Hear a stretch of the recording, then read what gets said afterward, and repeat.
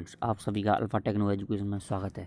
आज मैं आपको उत्तर प्रदेश की सारे महत्वपूर्ण जो भी महान व्यक्तित्व पैदा हुए हैं उत्तर प्रदेश में, उन सब के बारे में बताऊंगा। जो कि पुराने वैदिक काल से आधुनिक समय तक जितने भी पैदा हुए हैं उन सब के बारे में हम डिस्कस करेंगे और उनका जितना भी योगदान रहा है हमारे भारत की हिस्ट्री में, उत्तर प्रदेश मुख्य रूप से उत्तर प्रदेश की हिस्ट्री में, उस सब के बारे में हम जो पढ़ेंगे। और उन्होंने कौन कौन से मुख्य रूप से कार्य किए थे, वो कब पैदा हुए थे, उनको हिस्ट्री में किस लिए जाना जाता है, इस प्रकार के क्वेश्चनों को हम जो है कि डिस्कस करेंगे। आइए तो चलते हैं हम सबसे पहले जो कि गौतम बुद्धा के बारे में जानेंगे। जैसा कि हम जानते हैं गौतम बुद्ध जो है कि अब जो लुम्बिनी गाँव में और जो है कि कपिलवस्तु जो कैपिटल थी शाक्य रिपब्लिक की, आप ध्यान रखिएगा। जैसे कि जो कि 16 महाजनपद थे भारत में, उसके टाइम पे एक शाक्य भी एक महाजनपद था, मुख्य जिसमें मुख्य रूप से मगध महाजनपद था। एक शाक्य भी एक महाजनपद था, उसकी जो है कि कैपिटल कपिलवस्तु थी। उसमें एक गांव था जिसका नाम लुम्बिनी था। वहाँ पे जो कि गौतम बुद्ध पैदा हुए थे 563 BC में। उनकी जैसा कि मैं आपको बता रहा हूँ, उनकी माता का नाम जो है कि महामाया देवी था और उनकी पत्नी का नाम यशोधरा था, उनके बेटे का नाम राहुल था। और जो है कि कई सालों की कड़ी तपस्या के बाद जो है कि जहाँ पर उनको नॉलेज प्राप्ति हुई थी, अंदर बोधि ट्री के नीचे उनको जो है कि ज्ञान प्राप्ति हुई थी। और इसी समय को जो है कि इसी समय पर वहाँ पे जो है कि एक टेम्पल बनाया गया है जिसका नाम है महाबोधि टेम्पल, जो कि बिहार के गया में स्थित है। और इस टेम्पल को यूनेस्को के द्वारा वर्ल्ड हेरिटेज साइट भी रिकॉग्नाइज किया गया है। इसके अलावा जो उन्होंने जो सबसे पहले सरमन दिया था, अपना उपदेश दिया था, जिसे धर्म परिवर्तक चक्र भी कहते हैं, धर्म चक्र परिवर्तन भी कहा जाता है, उनके पहले उपदेश को उन्होंने जो है कि सारनाथ जो कि वाराणसी में दिया था। इसके अलावा उनको जो है कि 483 BC में 80 ईयर की साल में उनकी मृत्यु जो है कि कुशीनगर में हुई थी, जो कि उस समय के जो है कि मल्ल आपका जो है कि एक महाजनपद था मल्ल, उसमें जो है कि कुशीनगर उस टाइम पे पड़ता था। चलो अब हम देखते हैं जो कि अब हम आपको बताएंगे बाणभट्ट के बारे में। बाणभट्ट जो है कि ये जैसा कि आपने देखा कि वो 500 BC के थे, बिफोर कॉमन एरा थे। जो बाणभट्ट एक कवि थे, पोइट थे संस्कृत के, जो कि प्रोज और जो है कि हिस्ट्री प्रोज लिखते थे। वो जो है कि 6 BC थे, यानी BC ये इसमें यहाँ पर आपको गलत लिखा हुआ है बिफोर कॉमन एरा। ये जो है कि कॉमन एरा के थे, यानी कि ये बाद की 606 से 646 ईस्वी में जो राजा हर्षवर्धन ने राज्य किया था उत्तर प्रदेश में, ये इसके यहाँ पर मुख्य चीफ पोइट थे। और जो है कि किंग हर्षवर्धन को आप जैसे जानते हैं क्यों जाना जाता है, क्योंकि वो जो है कि पुष्पभूति डायनेस्टी के एक मुख्य राजा थे, महत्वपूर्ण राजा रहे थे। उन्हीं के समय में भारत में चाइनीज ट्रेवलर हुएनसांग आया था। और लेकिन जब जो है कि हर्ष की जो कि पुलाकेची सेकंड एक जो किंग था साउथ इंडिया का, जब उनके सामने वो हार गए थे, तब से ये जो कि पुष्पभूति डायनेस्टी ख़त्म हो गई थी, जो कि हर्षवर्धन की डायनेस्टी थी। और जो है कि हम यहाँ देखेंगे कि जो बाणभट्ट के 2 मेजर वर्क हैं वो हरिश्चरित्रम है और कादम्बरी है। तो दोस्तों अब हम आपके आ गए हैं जो है कि 600 कॉमन एरा के आसपास आ चुके हैं। अब हम देखते हैं कि जो है कि दिल्ली सल्तनत के टाइम जो कि 1190 के बाद भारत में आए थे, उसके समय पर उत्तर प्रदेश में कौन कौन से मुख्यतः व्यक्ति रहे थे। तो यहाँ पे हम देखेंगे कि जयाउद्दीन बरानी जो है कि जिनका जो है कि सैयद फैमिली में पैदा हुए थे।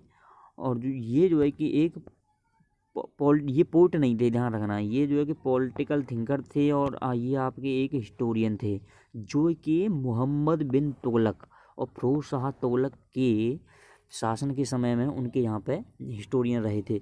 जैसा कि जानते हैं मोहम्मद बिन तुगलक जो है कि हिस्ट्री में जाना जाता है अपने 2 डिसीजनों के कारण, क्योंकि उन्होंने क्या किया था, अपने एक ही फरमान में अपने सारे कोनों को जो कि सिक्के थे उनको ब्रास के और कॉपर के सिक्कों में कन्वर्ट कर दिया था कुछ ही देर में। तो इसलिए आजकल हम जो भी कोई भी ऑटोक्रेटिक या कोई भी तानाशाही जैसा रूल करता है तो उसे कहते हैं कि उसने जो है कि तुगलकी फरमान जारी कर दिया। इसके अलावा इसका दूसरा डिसीजन जो ऐसा ही था, वो इसने अपनी जो है कि राजधानी दिल्ली से दौलताबाद एक ही दिन में शिफ्ट करने के लिए कह दिया था। इससे लोगों को बहुत ज़्यादा लॉस हुआ था। इसलिए बहुत सारे डिसीजनों को हम तुगलकी फरमान कहते हैं। और जो है कि ये तुगलक डायनेस्टी का सबसे महत्वपूर्ण शासक रहा था मोहम्मद बिन तुगलक। तो इसकी हिस्ट्री के बारे में ज़ियाउद्दीन बरानी ने बहुत सारा लिखा है, तो इससे हमें बहुत सहायता मिलती है मोहम्मद बिन तुगलक की हिस्ट्री के बारे में। और जो है कि ये बरान के रेसिडेंट थे बुलंदशहर में, जो आज बुलंदशहर जो आज का नाम है। और जो कि 1357 ईस्वी में जो ख़त्म हुए थे। सैयद फैमिली में इनका जन्म 1285 ईस्वी में हुआ था। तो आप समझ गए कि ये जो एक महत्वपूर्ण इतिहासकार रहे हैं हमारी मिडीवल हिस्ट्री के, जो कि यहाँ पे सल्तनत काल भारत में था। तो आप देखेंगे यहाँ पे इसी टाइम के जो दूसरे कवि हैं ये अमीर खुसरो हैं। ध्यान रखिएगा, ये आपके हिस्टोरियन नहीं हैं, ये जो है कि आपके एक पर्शियन पोइट रहे हैं। उन्होंने जो अपनी लैंग्वेज यूज की है वो हिंदवी है। हिंदवी जो है कि जो लैंग्वेज थी, ये जो है कि दिल्ली के आसपास बोले जाने वाली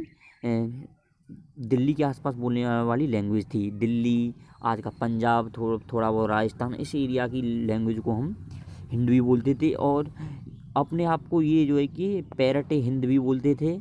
और इनको माना जाता है कि इन्होंने खड़ी बोली का भी इन्वेंशन हुआ था। अच्छा, अमीर खुसरो मुख्य रूप से जो सूफी संत थे, भारत में जो सूफी संत आए थे, उनके लिए इन्होंने बहुत सारे राग लिखे थे। जैसे कि बहुत सारे गाने या सॉन्गों के लिए इनको जाना जाता है। तो अब आप देखते हैं, ये आपकी 1000 से 1500 तक के जो फेमस पीपल थे वो आपके हो चुके हैं। अब हम देखते हैं 1500 सी के बाद के जो कौन कौन रहे हैं। तो उसके दौरान में हम सबसे पहले देखते हैं जो है कि अबुल फजल हैं। तो अबुल फजल को मुख्य रूप से अकबरनामा के लिए जाना जाता है। वो आगरा में जो है कि 14 जनवरी 1551 में पैदा हुए थे। और जो है कि इनके पिता का नाम मुबारक नागौरी था। और इन्होंने का जो उनके 2 फेमस कंपोजिशन हैं, उनमें से आपका अकबरनामा है और नायन अकबरिया। और अकबरनामा में अकबर के जो कि शासन का बहुत विस्तृत रूप में आपको अध्ययन करने को मिल सकता है। उसमें सारी अकबर की पॉलिसी, अकबर की कोर्ट, अकबर की पीजेंट्री, अकबर के उस टाइम किसान, अकबर की किस प्रकार से रेवेन्यू सिस्टम चलता था, उसके बारे में आपको जो है कि बहुत, और मानसवदारी सिस्टम क्या था उसके बारे में आपको पूरा मिलेगा अकबरनामा में। तो अकबरनामा भी बहुत महत्वपूर्ण बुक हो जाती है हमको मिडीवल हिस्ट्री में मुग़लों के शासन को अध्ययन करने के लिए। लेकिन जो है कि इनको 1600 जब अकबर ने, जैसा कि आप जानते हैं, आपको पता होना चाहिए, 1556 से 1605 ईस्वी तक राज किया था। जो 1556 में भी आपको एक हिस्टोरिकल इम्पोर्टेंट डेट है जहाँ पे पानीपत का जो कि द्वितीय युद्ध हुआ था। और उसके बाद तक 1605 ईस्वी तक अकबर ने यहाँ पे शासन किया था।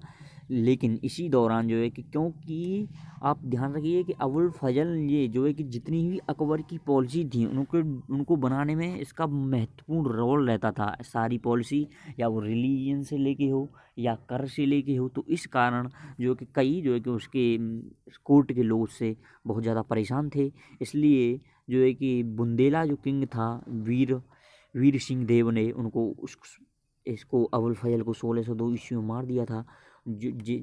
और ये किया गया था प्रिंस सलीम के उकसाने पर। प्रिंस सलीम कौन थे आपको पता होना चाहिए। प्रिंस सलीम जो है कि अकबर के बेटे थे, जिनको बाद में जहांगीर के नाम से जाना गया है, जिन्होंने अकबर के बाद 1605 से 1627 ईस्वी तक शासन किया था। अब आप देखते हैं कि जो अकबर के टाइम पे एक और, ये देखिए आप, ये नवरत्न है, बीरबल एक नवरत्न है, वो एक हिस्टोरियन थे जो है कि अबुल फजल। तो अकबर के टाइम पे बीरबल एक जो है कि कोर्ट में जो नवरत्न के नाम से जाने जाते थे। ये जो है कि, और इनको जो है कि मोस्टली मुख्य रूप से सटारिकल स्टोरीज और पोइट्री कंपोजिशन के लिए इनको फेमस हुआ था। और जो है कि जो कानपुर है आज का, इसको त्रिक्कामपुर या तिकवापुर बोलते थे, वहाँ पे ये इनका जन्म हुआ था। और बीरबल ने दीन ए इलाही रिलीजन को माना था। दीन ए इलाही रिलीजन वो था जिसको जो है कि अकबर ने अपने इबादत खाने में, जहाँ वो अपने धर्म का डिस्कशन करता था, इस धर्म की स्थापना अकबर ने की थी। अब हम देखते हैं देखो सर सैयद अहमद खान। यही अब हम आ जाते हैं आपकी मुग़ल काल को छोड़ करके जो है कि ब्रिटिश काल में हम आ चुके हैं अब। तो ब्रिटिश काल में देखो आप देख सकते हैं जो 1900 से पहले कांग्रेस की स्थापना से पहले की बात है यहाँ पे, जहाँ पे भारत में बहुत सारे सामाजिक और धार्मिक परिवर्तन हो रहे थे। तो उस टाइम जो कि सर सैयद अहमद खान ने जो कि मुख्यत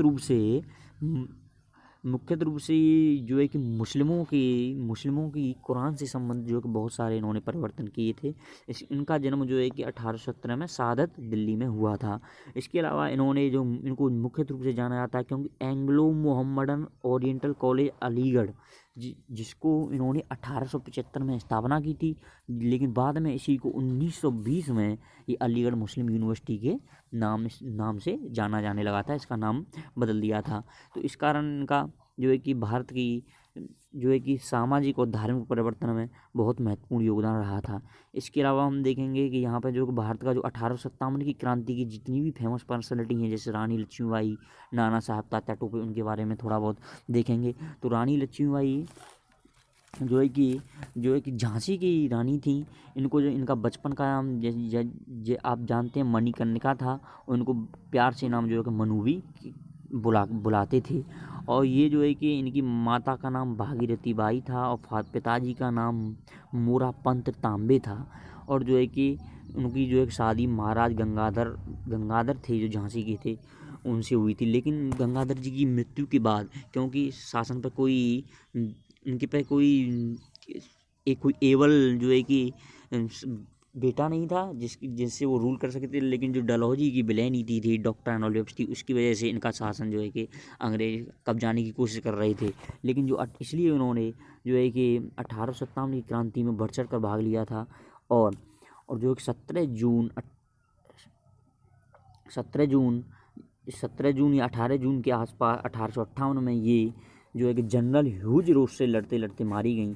अच्छा, जनरल ह्यूज रोज ने इनके बारे में कहा है कि वही सिर्फ एकमात्र महिला थी जो है कि लड़ते लड़ते जो है कि बहुत अच्छा खासा उन्होंने डिफेंस दिया था। उन्होंने कहा था, ह्यूज रोज ने कहा था कि वो सिर्फ एकमात्र ही व्यक्ति थी जो कि सारे विद्रोहियों में, यानी कि उन्होंने एक तरह से व्यक्ति के रूप में उसको रानी को बताया था। तो आप देखेंगे, अब हम देखते हैं जो नाना साहब। तो नाना साहब को धोंदू पंत के नाम से भी जाना जाते हैं, जो है कि ये भी 1857 की क्रांति में इनका योगदान रहा है। इन्होंने जो है कि कानपुर में जो है कि लीड किया था जो है कि 1857 की क्रांति को। और जो है कि ये जो है कि नाना साहब 1824 में माधवर नारायणा राव के यहाँ पे पैदा हुए थे। और जो है कि ये जो कि आपका जो है कि जानते हैं कि जो कि ये मुख्यत रूप से जो पेशवा बाजीराव सेकंड थे उनके जो है कि उनके भाई के बेटे थे। पेशवा बाजीराव सेकंड जो है कि उनके भाई के बेटे थे।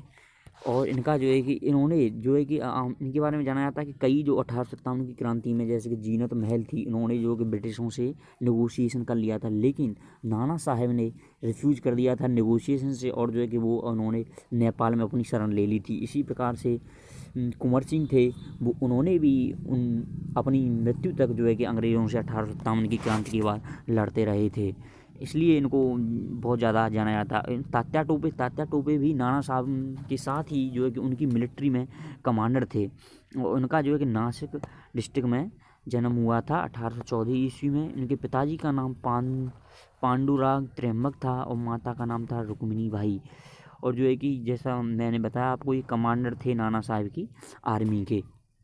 अच्छा, अब हम देखते हैं कि जो है कि भारत की जो है कि आधुनिक हिस्ट्री में जो है कि अंग्रेज़ों के खिलाफ जो स्वतंत्रता संग्राम चला था, इंडियन नेशनल मूवमेंट चला था, तो उनमें किस किस का योगदान मुख्य रूप से रहा है। तो इसमें हम देखेंगे सबसे पहले जो पंडित मदन मोहन मालवीय हैं, जो 1861 में एक ब्राह्मण फैमिली में पैदा हुए थे इलाहाबाद में। उनके पिताजी का नाम ब्रजनाथ मालवीय था, माता का नाम मुना देवी था। और जो है कि इनको मुख्य रूप से जाना जाता है क्योंकि इन्होंने बनारस हिंदू यूनिवर्सिटी की 1915 में स्थापना की थी। और मुख्य रूप से आपको ये भी देखें कि उनको जो है कि जब जो है कि इंडियन नेशन मूवमेंट में जो टर्निंग पॉइंट आए थे उस टाइम ये जो है कि कांग्रेस के प्रेसिडेंट रहे थे। जैसे कि आप देख सकते हो 1909 में जो मोर्ले मिंटो सुधार जो रिफॉर्म जो है कि अंग्रेजों ने पेश किए थे ये थे भारत के लिए, उस टाइम कांग्रेस के प्रेसिडेंट थे। और 1918 में जब होम रूल की मांग चल रही थी फर्स्ट वर्ल्ड वॉर के बाद, तो उस टाइम ही कांग्रेस के प्रेसिडेंट रहे थे। और मुख्य रूप से जो 1929 से 1932 जब महात्मा गांधी जी का जो कि सिविल डिसोबीडियंस मूवमेंट यानी कि सविनय अवज्ञा आंदोलन चल रहा था, जो कि भारत की इंडियन नेशन मूवमेंट में इसका बहुत योगदान रहा है, तो उस टाइम ये भी जो है कि प्रेसिडेंट रहे थे। तो आप देख सकते हैं कि इनका जो है कि प्रेसिडेंट का पद बहुत ही इम्पोर्टेंट समय पर रहा था। और जो है कि ये जो है कि 85 वर्ष की उम्र में 1940 में इनकी डेथ हो गई थी। और इनको भारत सरकार ने भारत रत्न दिया था 2014 में।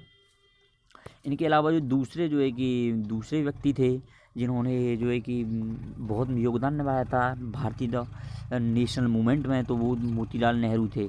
ये जो है कि आगरा में जन्म हुआ था इनका, और जो कि first prime minister Jawaharlal Nehru के ये पिता थे।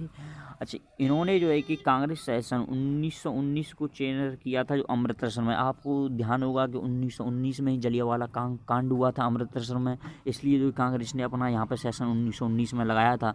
उसके बाद जब जो है कि साइमन कमीशन आई थी भारत में, उस टाइम जो कि कलकत्ता में इन्होंने जो कि कांग्रेस का सेशन के प्रेसिडेंट थे।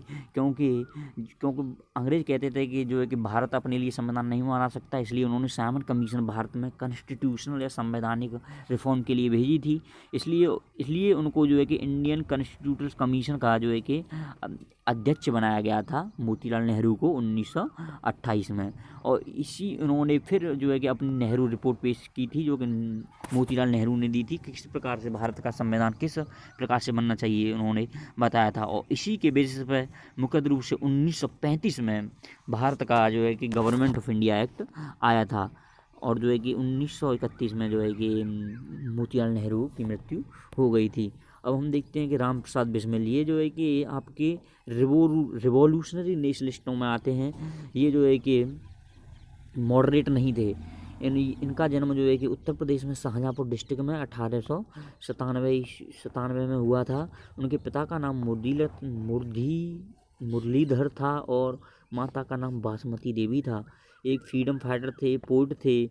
और अब इनकी जो है कि फेमस कविता है वो है सरफरोशी की तमन्ना अब हमारे दिल में है। और इनको काकोरी कांड में ये जो है कि इन्वॉल्व थे, ट्रेन की रॉबरी हुई थी जहाँ ट्रेन को लूटा था, तो इस कारण इनको इसी केस में 1927 में गोरखपुर जेल में फांसी दे दी गई थी। अब हम देखते हैं कि हम जो है कि मंगल पांडे इनको जो है कि 1857 की क्रांति में जो है कि चिंगारी के रूप फैलाने में, चिंगारी डालने में जाना जाता है। क्योंकि उन्होंने सबसे पहले मेरठ में जो है कि अप्रैल में जो है कि अपने कमांडर को डिसोबे कर दिया था और म्यूटनी कर दी थी। इसमें कई जो है कि सोल्जर भी साथ में इनके साथ जो है कि मृत्यु सजा दे दी गई थी। और उन्होंने मुख्य रूप से बंगाल नेटिव इन्फेंट्री में एक प्लाटून सोल्जर थे, जो है कि बैरकपुर की मिलिट्री कैंटोनेंट थी। और इसके बाद ही जो कि मई के बाद जो इनकी चिंगारी की इन्होंने फैला दी थी, उसके बाद 1 महीने बाद मंथ में ही जो है कि मेरठ के सारे सोल्जर्स ने जो है कि दिल्ली को कब्जा लिया था। देखेंगे आप पंडित जवाहरलाल नेहरू। अब हम आपको देखेंगे पंडित जवाहरलाल नेहरू, इनका जन्म भी इलाहाबाद में हुआ था। ये भारत के first prime minister of independent India के थे 1947 में। और इनकी जो है कि बहन का नाम विजय लक्ष्मी पंडित है, जो कि first women president of United nation general assembly की रही थी। फर्स्ट वुमेन प्रेसिडेंट थी ये। और 1916 में उनका जो है कि इनकी शादी जो कमला नेहरू से कर दी गई थी। और 1923 में जो है कि general secretary of Indian nation Congress के ये जनरल सेक्रेटरी बनाए गए थे। और जो कि इनको कांग्रेस का प्रेसिडेंट 1937 में बनाया गया था। ये उस समय की बात है जब 1935 के बाद जो है कि भारत में सबसे पहली बार 1937 में चुनाव हुए थे और राज्यों में जो कि कांग्रेस ने सरकार बनाई थी और 28 महीने के लिए शासन किया था। उस समय ये इम्पोर्टेंट समय पर जो है कि कांग्रेस के प्रेसिडेंट रहे थे। और इन्होंने और जो है कि मई 27 1964 में हार्ट अटैक से इनकी मृत्यु हो गई थी। इसके बाद हम देखेंगे आपको लाल बहादुर शास्त्री। लाल बहादुर शास्त्री जो 1904 में मुगल सराय उत्तर प्रदेश में जो है कि इनका जन्म हुआ था।